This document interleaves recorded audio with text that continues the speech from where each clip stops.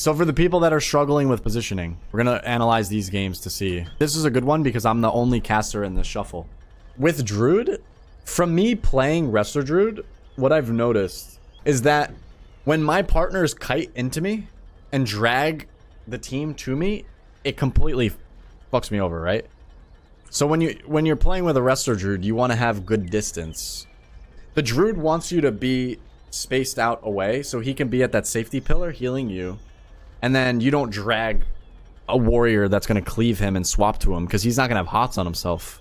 He wants to single target heal you, maybe a second target, but he's not going to have hots on himself, and then he's going to have to freak out and panic and overuse stuff. So the best way to position with them is to always kind of keep your distance away. So they're swapping me. The monk is actually on my druid, and I have the warrior on me. So now the worst thing that I could do is make it so these both these melee can connect onto either me or the druid easily. So see how I'm keeping him kind of spread out, spaced out? Because he should be able to heal one guy on him and one guy on me. The damage isn't too crazy, and I want to stay here because now I'm open to fearing the healer and avoiding the priest from doing damage as well and healing. So I'm in perfect position. Like this spot that I am at on this map is the perfect spot to be in. If I could play the game and just stand here and not move, that's best case scenario. Right? So you're going to see me plant here and sit as long as possible because I can hit both of the melee and I could fear this healer and actually get him to fear me instead so he doesn't have that to use on my druid, because fearing me there, it doesn't matter. The druid just dispels me. It's whatever. So now let's see. The druid came out a little bit because I guess he got ropped. Now I'm still sitting mid-map. Priest is eating crowd control because of that positioning. And I'm trying to tank here as long as possible. See, like I'm taking damage. I'm 50%. But I want to allow my druid the freedom of positioning around me. But if I start porting and kiting around, it's going to make it kind of sporadic and hectic for him. But now I have to port there because I was going to be in some major trouble. He didn't have too many cooldowns for me. So I just poured out of danger and they swapped to my DH, and then I immediately go back. I'll start pushing up because I need to get away from the druid. But now I'm actually dragging the monk. I noticed that the monk was following me too much. Like, he shouldn't have done this. And that's why I started pulling back, because initially I would have stayed mid-map or went mid-map again. But this monk was chasing solo. So if I have a solo melee on me, I don't want to go out to the warrior, right, and get attacked by both of them. I want to drag this guy and potentially bait him into danger and potentially dying. But then he gets intervened, pain supped. So then I gate away from that and probably try to get fears on the priest again. I get stuck in this fear, unfortunately, because they got double swept. But see, they were stacking, sadly, to get double sweeped. There's kind of a mistake on their end. And now I have no wall, no dark pact. But now I'm in a good position because I have my port available, and the priest got cucked on this ROP. So this monk thought the ROP was good on me, but this ROP was actually a good thing for me because it knocked me off. He followed, and then the priest now has to travel here to get into the line of this monk. So now this is extra crowd control that he just did. He had to use a feather to get here. Boom. And then the monk was forced to port as soon as the priest got there to heal him. Now instead of, I don't really want to chase the monk. I want to kind of hit this warrior here. I had to port away because we're low cooldowns, and now the monk is on my guy. What I could have done, probably, that maybe it was a bad thing, is I shouldn't have ported and tanked that warrior for a little bit longer.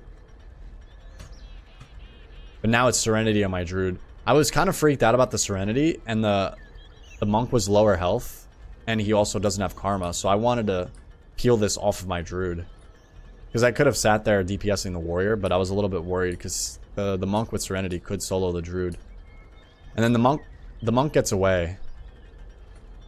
What we should have probably done is just let him escape. So see, once there, he recovered. My DH stayed in. He should have swapped to this warrior. But now, the DH was over there.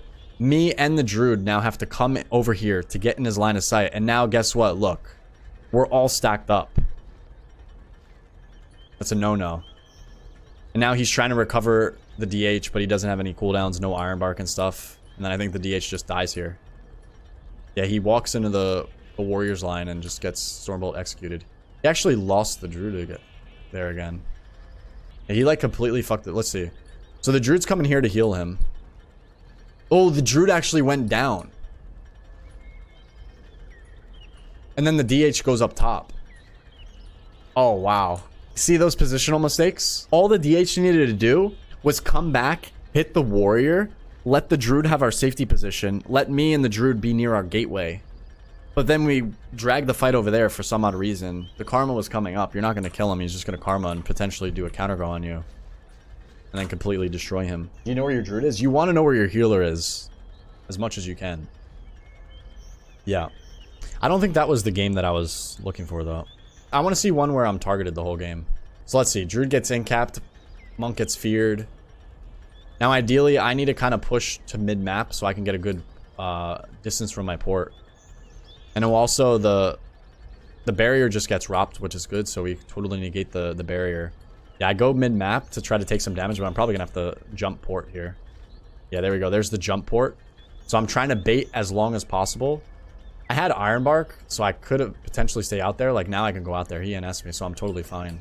But look at how much damage I'm taking through Overgrowth, Iron Bark, everything, and Sen Ward.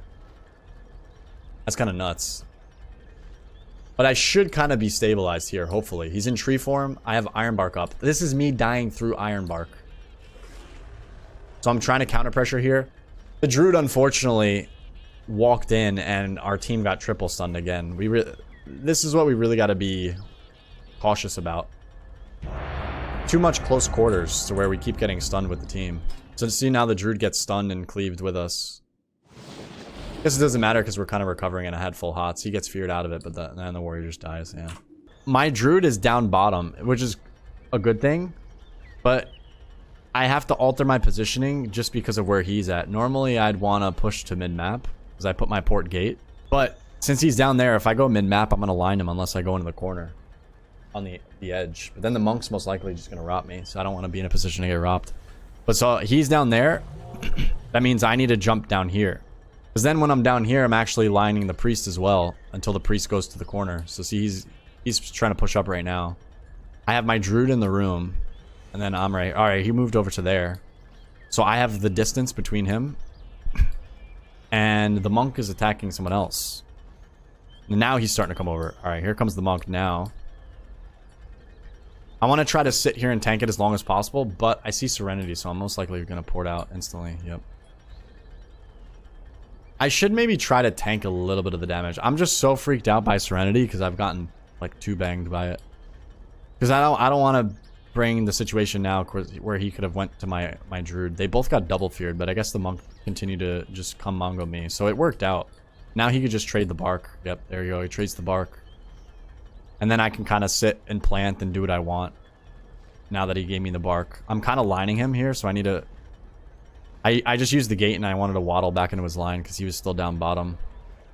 I could have probably saved it and just walked into his line. There was like a temporary wasted gate. But I get the fear on the priest. Monk almost died in that stun. Dome. I run away from the dome. Now I jump down here, see, because the priest is up there healing. So the priest is up there healing. Now he has to walk to get into this DH's line. See, he's coming up right here. So I get the DH low, and then the priest comes in. Now the Druid's probably going to get feared off that incap, right? Yep.